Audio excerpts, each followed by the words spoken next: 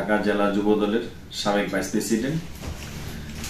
আমার বাসা হচ্ছে সাভার থানা আদিন বাকুরতা ইউনিয়ন। আমার সংসদীয় আসন হচ্ছে আমাদের ঢাকা 2।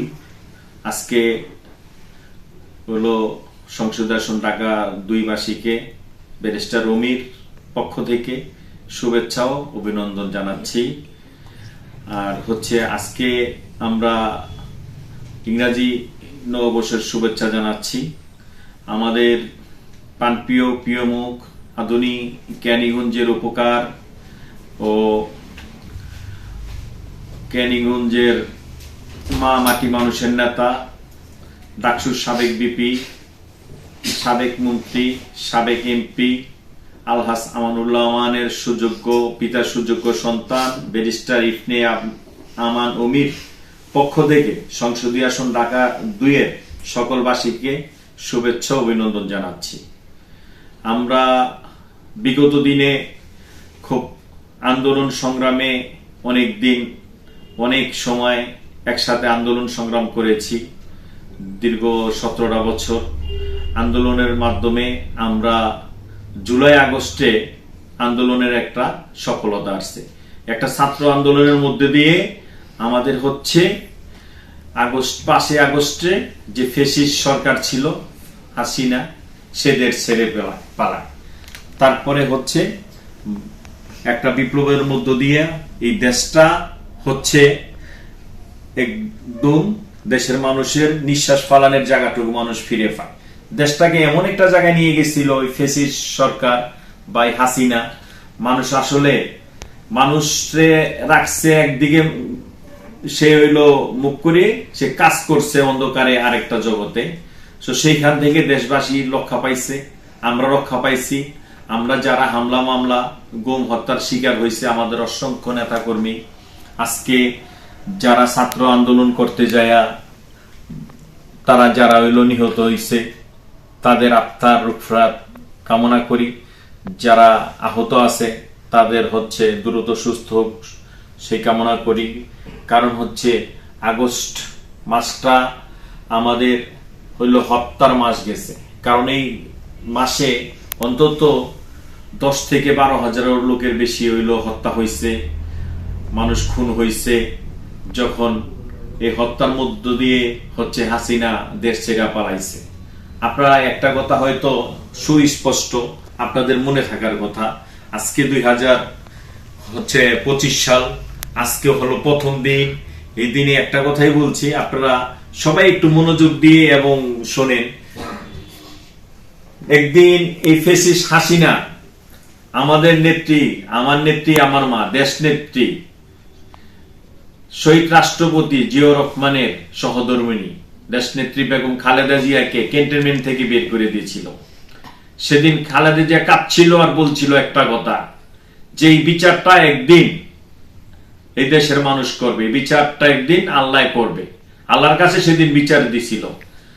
দেখেন আজকে সেই দিন, আজকে হচ্ছে খালেদা জিয়াকে ক্যান্টনমেন্ট থেকে বের করে দিছে। আজকে হচ্ছে দেশের মানুষ এই ফ্যাসিস্ট এই হাসিনাকে দেশ থেকে বের করে দিছে, তাকে দেশ ত্যাগ করতে বাধ্য করেছে। কারণ বিচারের যেহেতু আল্লাহর কাছে দিছে, আল্লাহ বিচার করছে। জনগণ এই আন্দোলনে সক্রিয়ভাবে অংশগ্রহণ করছে, সব দল মিলিত হবে। এখানে মনে করেন যে ছাত্রদের পাশাপাশি ছাত্রদল, বিএনপি, জামাত বলেন আর অন্যান্য দলগুলো বলেন, এই সরকারের বিরোধী যারা ছিল দেশের মানুষ সক্রিয়ভাবে সাধারণ জনগণ থেকে দইরা সবাই সক্রিয়ভাবে অংশগ্রহণ করছে যে দেশটাকে অন্তত আমাদের রক্ষা করতে হবে। কারণ এই দেশটা আপনার আমার সবার, এই দেশটাকে রক্ষা করা হচ্ছে সবার দায়িত্ব। তো সক্রিয়ভাবে সবাই অংশগ্রহণ করছে, এই জন্য সবার প্রতি আমাদের কৃতজ্ঞতা এবং ভালোবাসা তো থাকবেই। আর আমি মনে করি আজকে 2025 সালের প্রথম দিন, আজকে হচ্ছে এই প্রথম দিনে 2025 সালের একটা কথাই বলতে চাই, আমরা এই দেশে দ্রুত একটা নির্বাচন আশা করি, যেটা হচ্ছে যত দ্রুত দিবে তত দেশের জন্য মঙ্গল হবে। যত দ্রুত নির্বাচনটা আসবে দেশের মানুষ একটা উদযাপন করতে পারবে। কারণ একটা ভোটবিহীন সরকার ছিল, এই সরকার হচ্ছে যত ধরনের নির্বাচনী দিছে, কোন নির্বাচনে কেউ ভোট দিতে পারে নাই। ভোট দিতে যায় মানুষ অন্যায় অত্যাচারের শিকার হয়েছে, মানুষ মায়ের দৌড় খাইছে, মানুষ আহত হয়েছে। আপনার কোনো নির্বাচনই হয় নাই, ওর ইচ্ছা মতো হয় নির্বাচন গুলা করে নিছে। মানুষ একটা নির্বাচন আশা করে, প্রত্যাশা করে এই সরকারের কাছে যে এমন একটা নির্বাচন হোক, যে নির্বাচনটা উৎসর্মক পরিবেশে নির্বাচনটা হবে, এই নির্বাচনটা সবাই উদযাপন করবে, সারাদিন মানুষ ভোট দিবে, এরকম একটা পরিবেশে নির্বাচনটা হোক। যদি সেটা যত দ্রুত দিবে আমরা তাদের কাছে আশা রাখি এবং প্রত্যাশা করি তারা যেন দ্রুত একটা নির্বাচন দিয়ে একটা নির্বাচিত সরকারের কাছে এই ক্ষমতাটা হস্তান্তর করুক। নির্বাচিত একটা সরকার আইসা দেশটাকে সুন্দর মতো পরিচালনা করুক, এই দেশটাকে সুন্দর মতো ঢেলে সাজাক।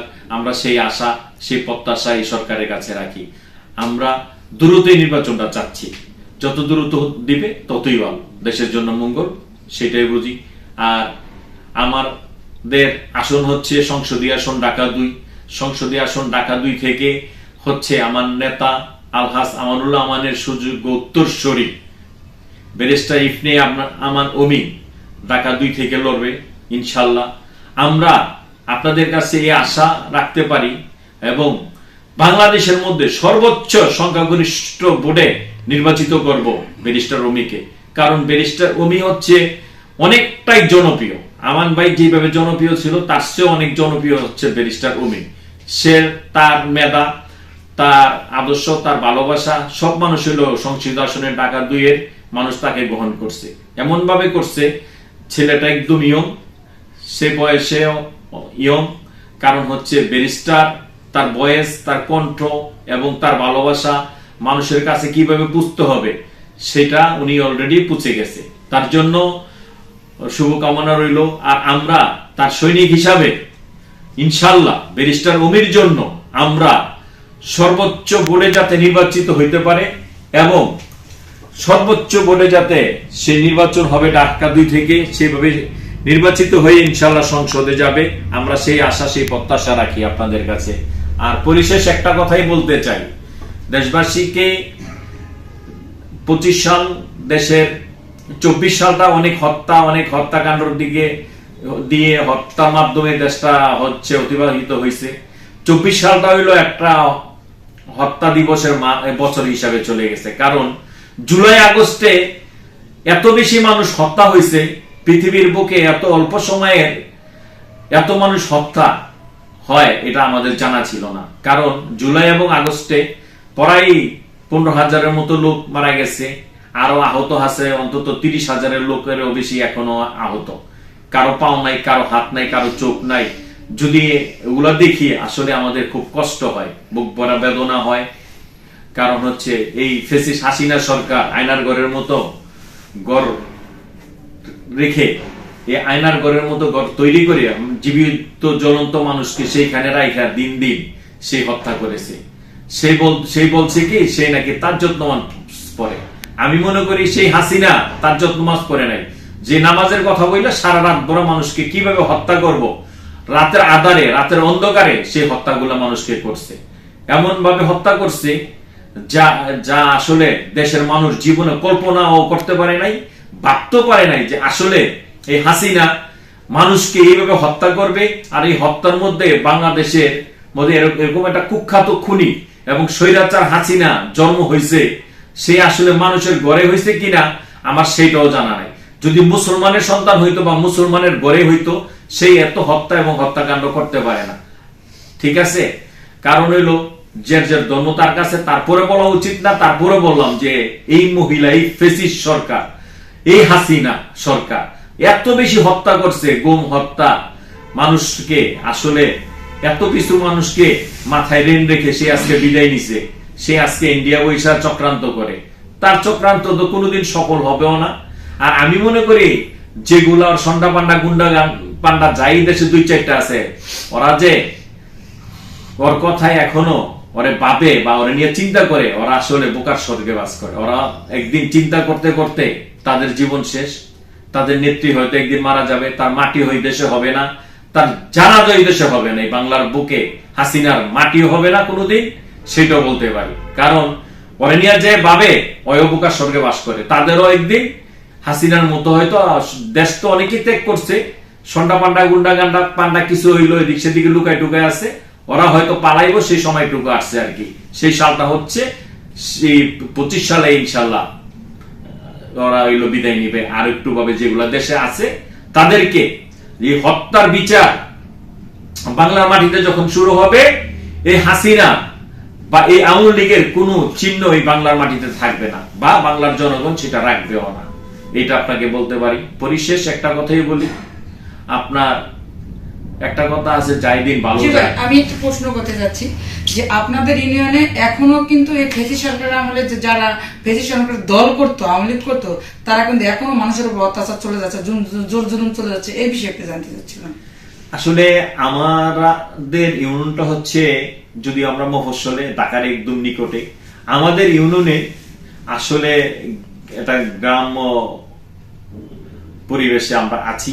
এখানে আপনার ফেসি হাসিনা সরকারের কিছু দোসররা এখনো আছে, সেটা আমরা না বলবো না। তারা হচ্ছে রাত্রে বের হয়, দিনে আলো হওয়ার আগে হচ্ছে ওরা আবার ভিতরে ঢুকে।